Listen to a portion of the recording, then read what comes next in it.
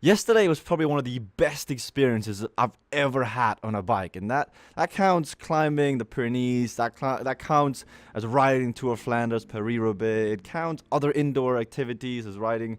I mean, Zwift. This is awesome. This was really, really fun last night, and I wanted to dissect my thoughts to share with you, but also to share with myself because I was having these thoughts, these feelings, and I really just wanted them to put them into a video format because I'm sure that other people are feeling the same I am right now. Those that are in the CVRcade beta and those that are so involved in the whole cycling esports concept. But to give you the background story on what you're about to watch, this was last night CVR World Cup pre-season race. We've done quite a few of them now. I've broadcasted some, I've raced some, but tonight it was a team race, so it was Team Cade versus Team Cycling Up versus Team Unaffiliated.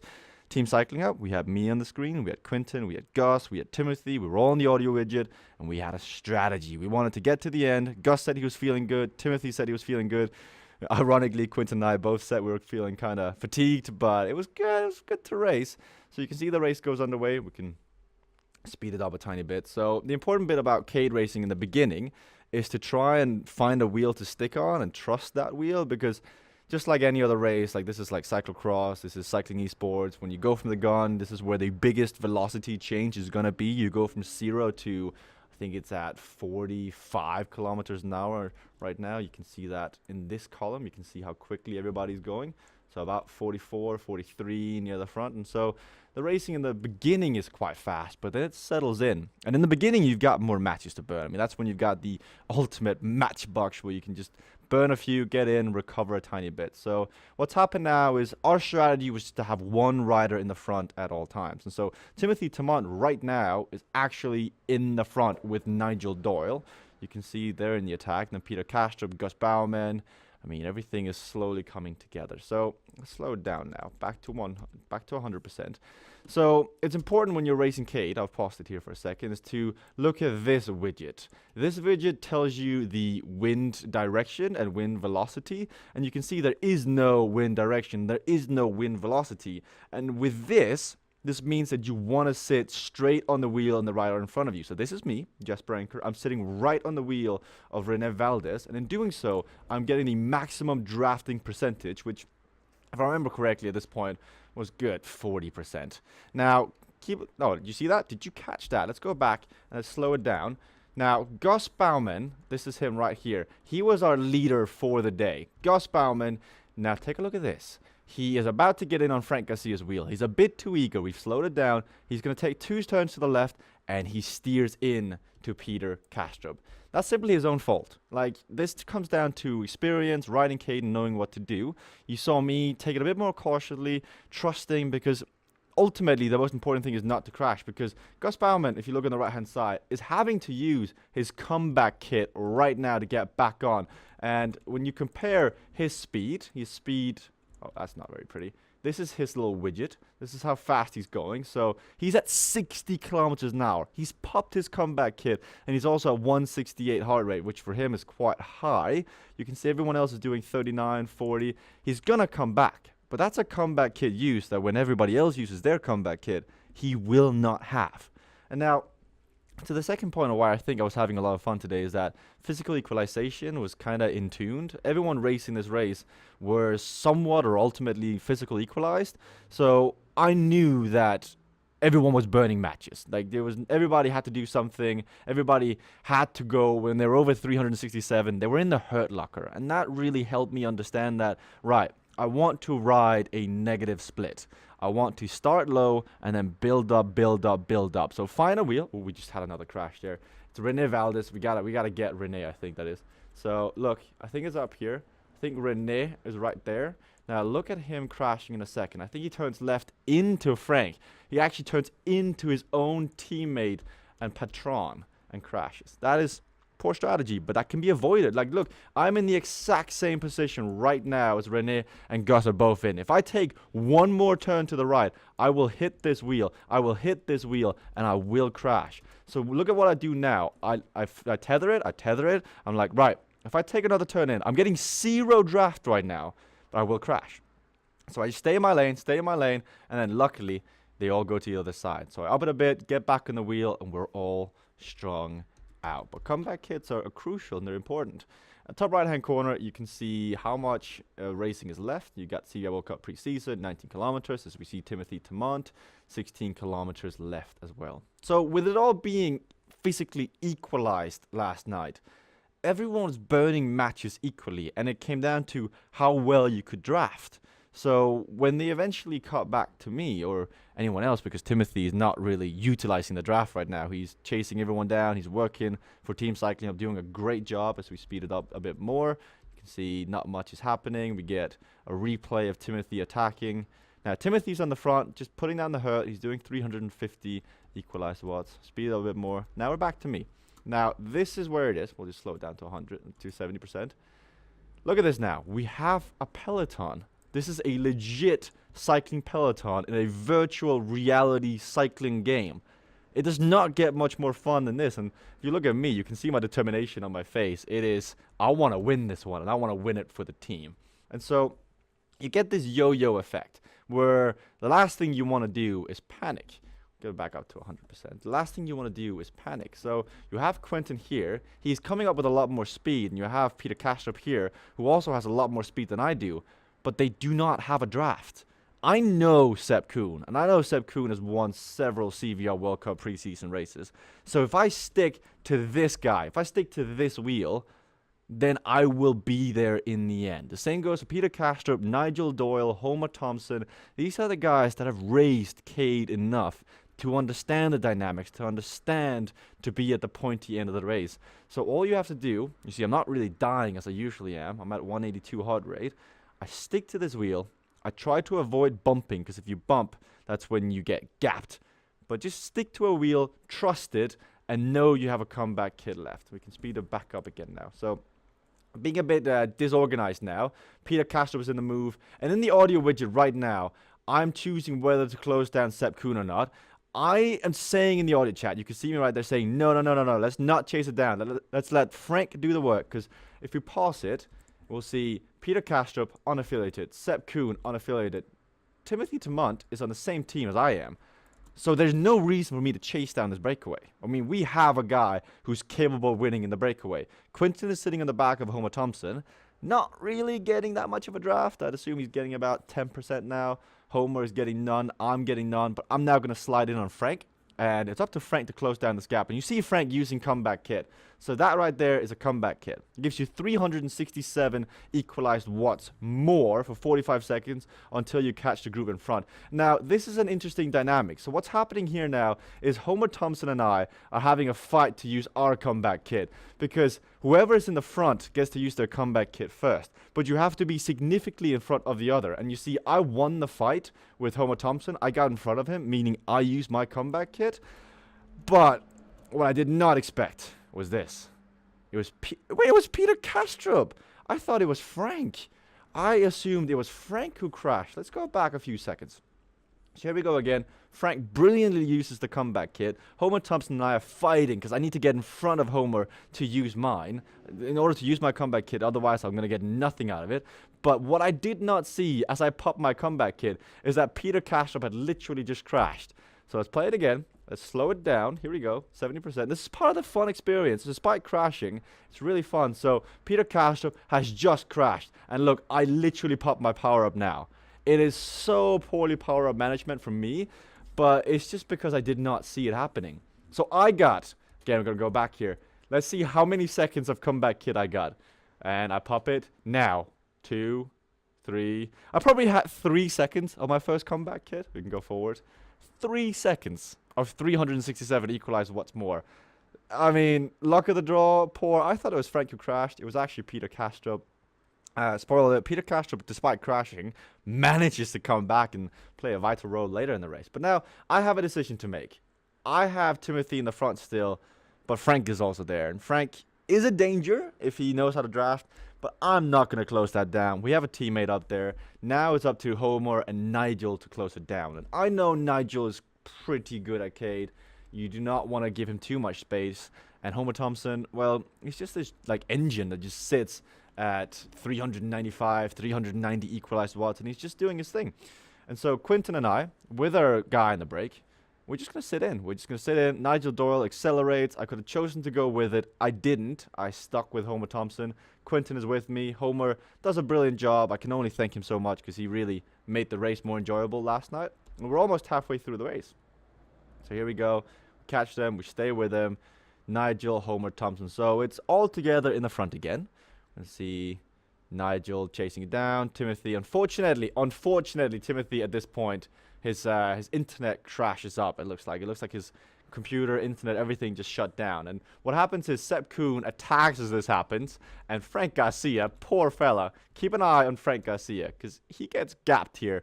Sepp comes around, Vanessa comes around. Frank is too late.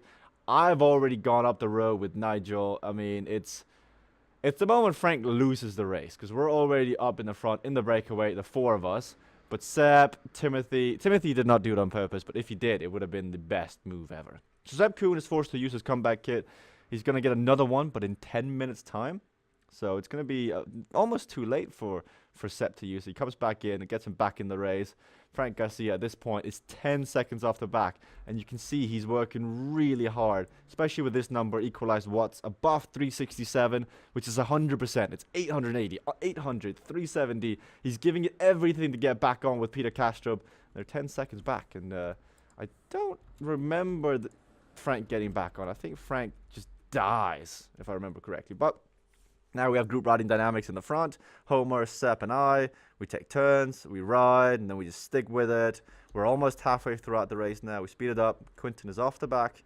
And at this point, I think Quinton was quite tired. He'd done quite a lot of work. He's done quite a few races back-to-back.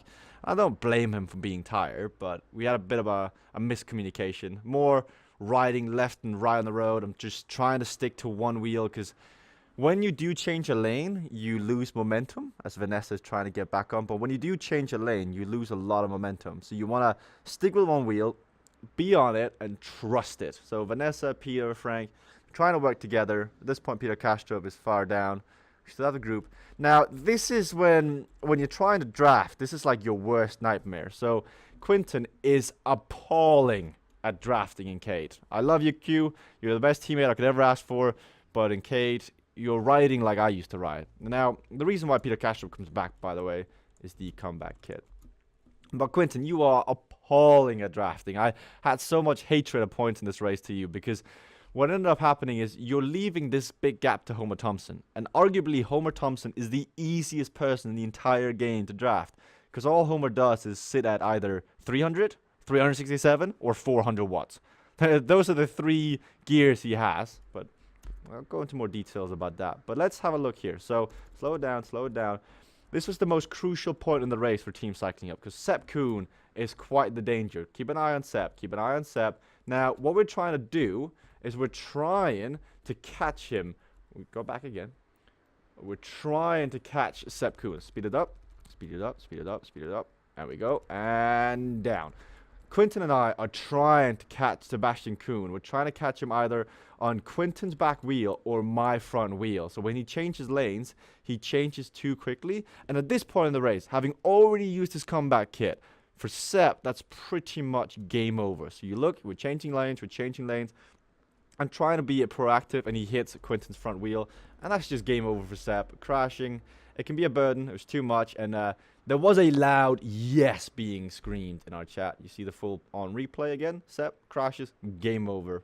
Great racing. Really, really fun. Really, really tactical. But yeah, Quinton, this draft, what you end up doing is you end up killing me, your teammate, because this yo-yo effect means that you go off the back. I hit your wheel, which means I get slowed down. You accelerate. I hit your wheel. I slow down. You accelerate. And instead of getting this smooth graph like this, you get a graph that looks like this. And it just hurts. It really just hurts. And when we do this again, I think we should agree that Quinton stays on my wheel. And I go in front and I try and draft Homer, try and draft Nigel and close it down. Because also with my equalized curve, I don't really have a sprint on Cade. Because to sprint on Cade, you need to really have something left.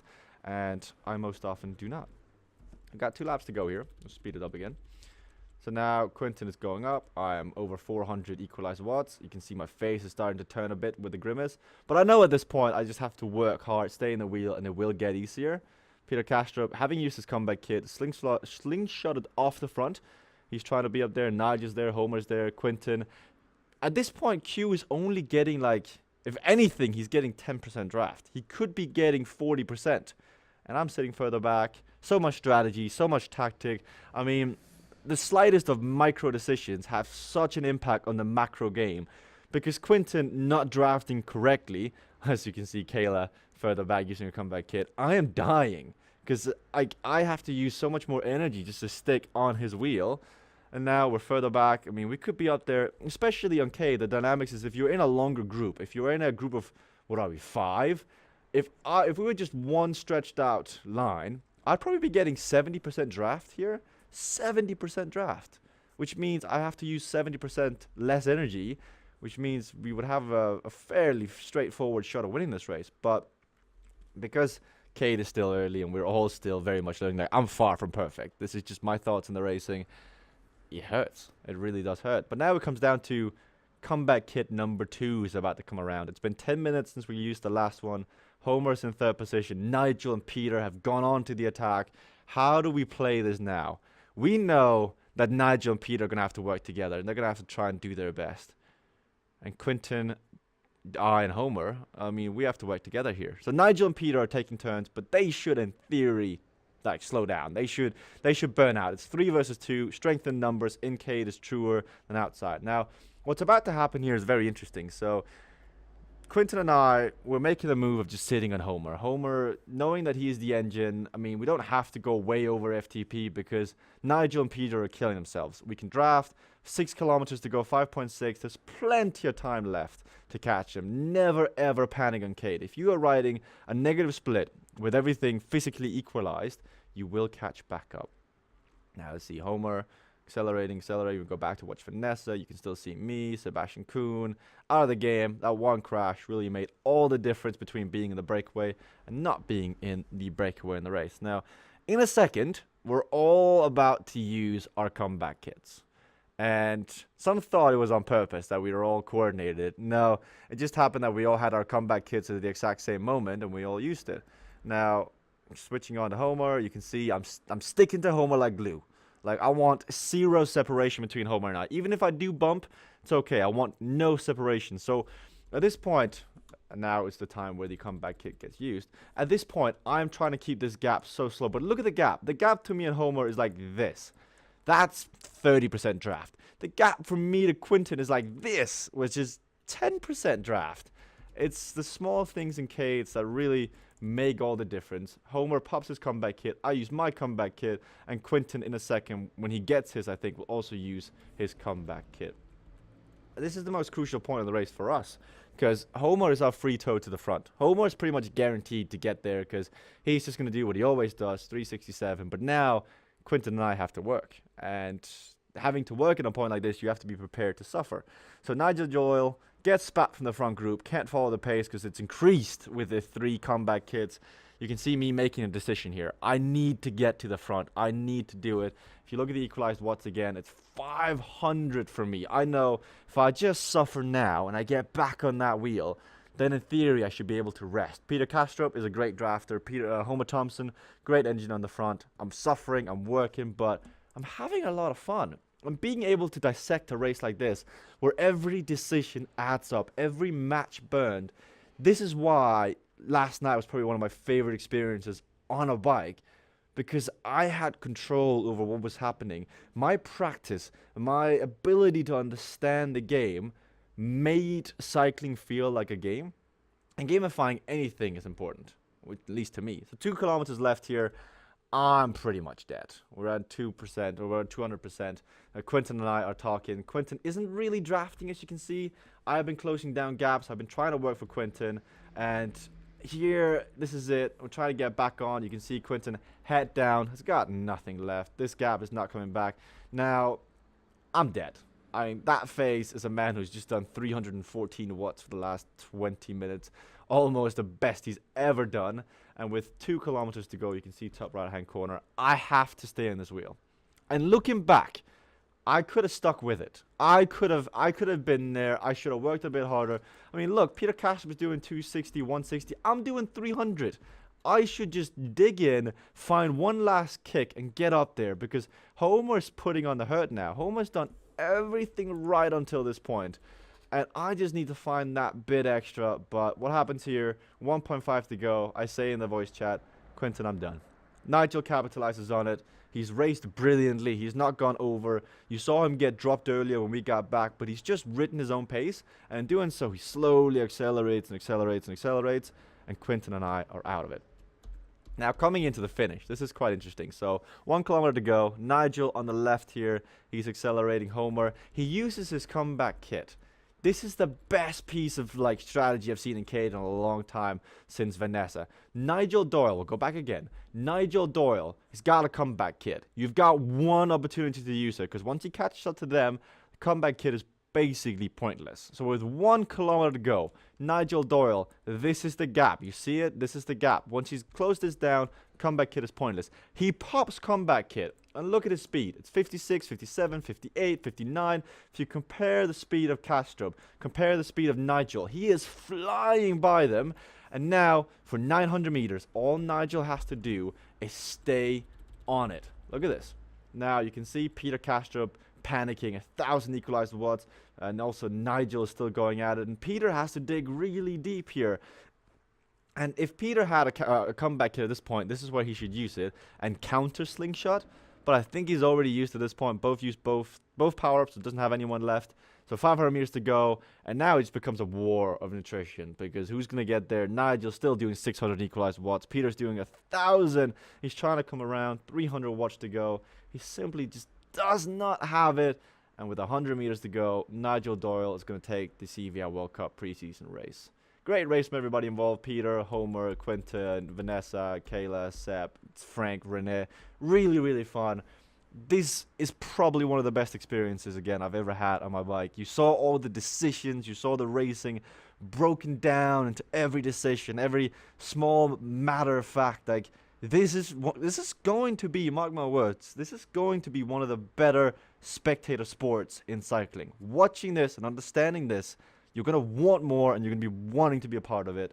Hope you enjoyed this video, and I hope to see you all racing on Tuesday and Thursday next week as well.